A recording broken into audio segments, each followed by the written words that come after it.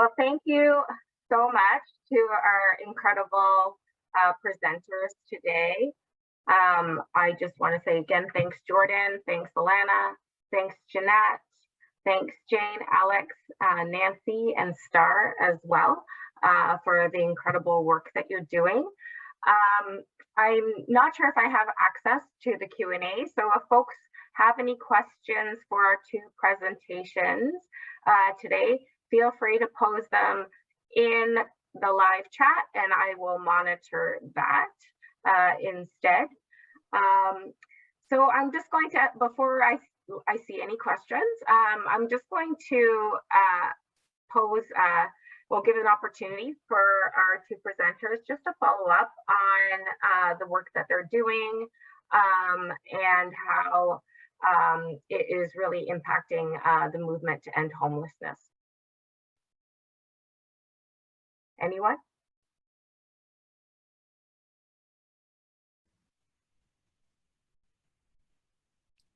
I think I can jump in, Michelle. Thank you. I think for the project, it's really around ensuring that the ones who are providing support to vulnerable populations are also taken care of. And we really look at having a trauma-informed perspective in supporting our frontline staff and listening to what are their needs and the support that they require in order to continue to do this work, right? And so that's a big piece of ending homelessness. We can't end homelessness if the folks who are leading the work are not well themselves. I don't know if Jordan wants to jump in. Thanks, Alana. I just wanted to thank everyone for their presentations today. It was awesome. Thank you so much for letting Alana and I be involved. This is awesome. Yeah, going off of what Alana said, I think that that's one of our most important facets of our industry are going to be our colleagues with lived experience, as we talked about in our presentation. Like, I find from my research side of things that there's often many gaps in the system that I'm missing from a research perspective. And being able to have those case conferences, interactions, connections with colleagues with lived experience has been extremely helpful. And I'm so glad to be part of this presentation and talking about, lived experience and the value we find in individuals with lived experience working in the homeless sector, because truly I don't think that without peer support and without those individuals that we would even see remotely the success that we've seen over the last couple of years. Thank you. Can I add something on top of that relating to what Jordan shared, Michelle?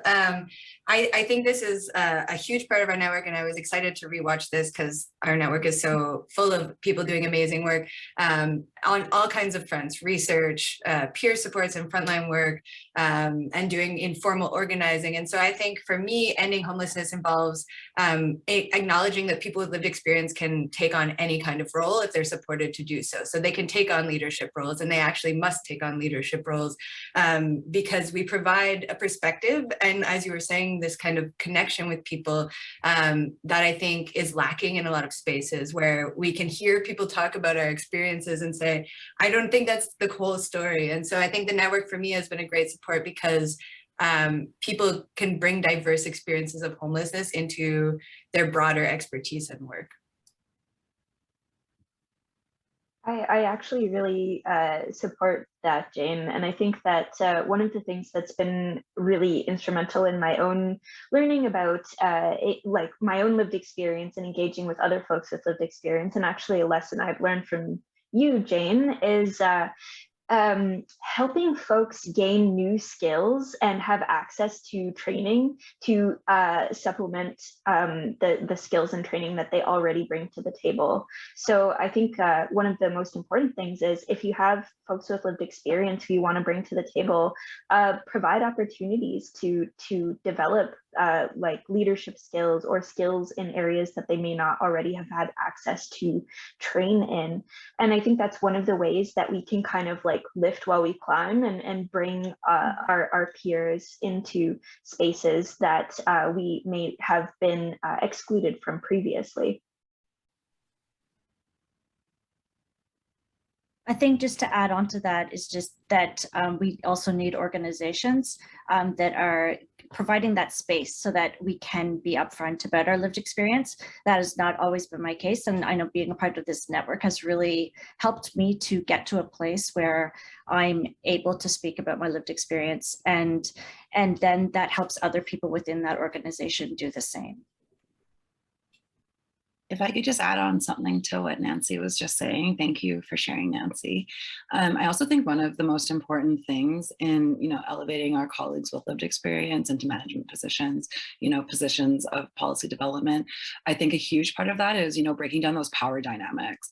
Because as Alana and I talked about in our presentation earlier, looking at the stigma that's associated with lived experience and this like kind of separation that exists within frontline work and kind of it's not fair to, us as workers, it's not fair to our clients, it's not fair to our colleagues with lived experience. And I think that, breaking down those power dynamics is going to be one of our most successful skills. And I love what Alex was saying as we do some lifting as we climb.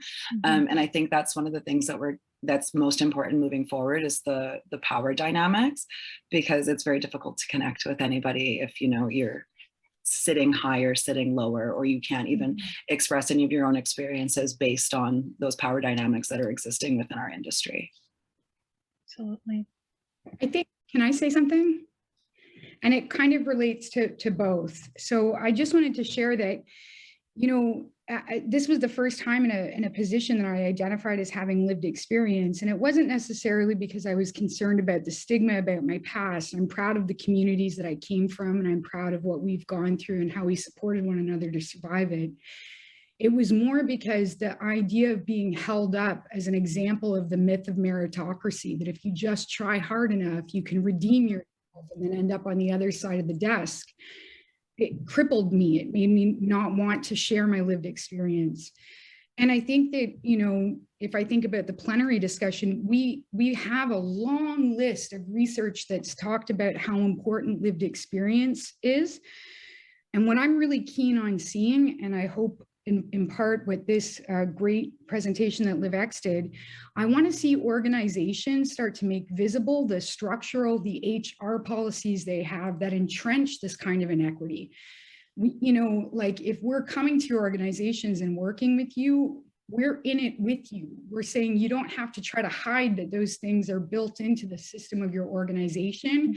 We want to work on that with you. So I want to see research that says, out of all of these organizations across Canada, here's the 200 common HR policies that blocked people with lived experience out of working within that institution or accelerating into a leadership position.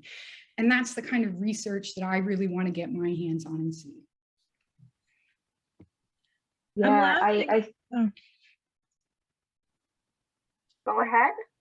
Was it No, I Alana was or just, Alex? I really just wanted to say thank you for saying that, because I'm laughing because in my role as director at Fred Victor, I'm often having to think about there's all these policies that have been created and so much research for so many years, but on the ground, what does it really mean, right? I think so many organizations were so guilty of putting the right language there.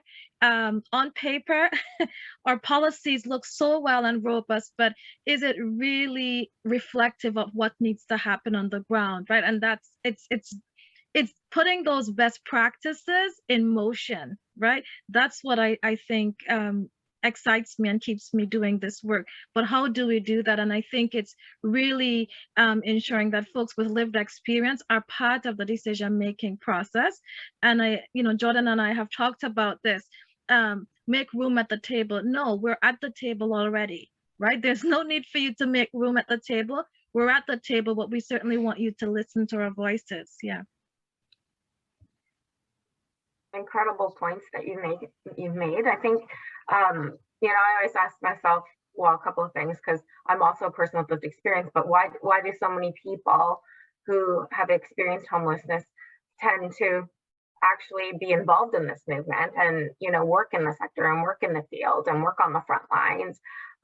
So I'll leave that question to all of you. But in addition, what are some of the barriers? I think Jordan and Star, I think you talked about it, but Is it around also like policy development, like government structures such as funding and programming structures as well, that we still need to have lived experts at the table in the development of these things? Can I jump in on that? Because I think these are all pointing to, for me, it's a question of accountability, right, Alana? And you're saying we could have policies that say the best things, and we can say we're including people and they're leading things. But if that's not actually experienced by people on the ground, and we don't have accountability mechanisms to say, you're saying you're doing this, but you're not actually doing it, there's still all of these barriers that you can't even see. I would love to see some way that lived experience can be, people with lived experience can be supported to create accountability frameworks for organizations who might not know what that even looks like, and then help them have policies and practices that actually do what they say they're going to do, and create space for people to feel safe to share when they're not working.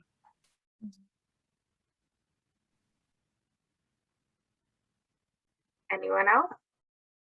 We're moved to this work because of our experience, right? And because we know that there is a contribution that we want to make, but stigma is so huge, right? Like in this project, as a team, we talked about it a lot. The number seemed low because there are so many folks that you work with shoulder to shoulder, that they've had an experience, but yet it seems like it's underreported, right? So clearly organizations haven't made good on their promise to have safe places where people can even disclose, right? So you see it showing up in other areas, as we talked about, like sick leave, leave of absence, right? Like, people just can't make it to work on time. It's showing up in their performance, when really the issue is that they need a little bit more support. And we haven't created that environment to say, it's okay, we're going to support you, we're going to train you up, we're not going to be punitive, because that's the other thing. And oftentimes I think we're also guilty of just kind of placing people as placeholders. Oh, this person has lived experience. I think after a year of being a peer worker, 2 years of being a peer worker, stop it. Why are we still giving people $15 and $14 an hour, 3 years into doing the work, right? And they're working alongside colleagues who are making $20+ an hour. That's not okay, right? It's quite difficult.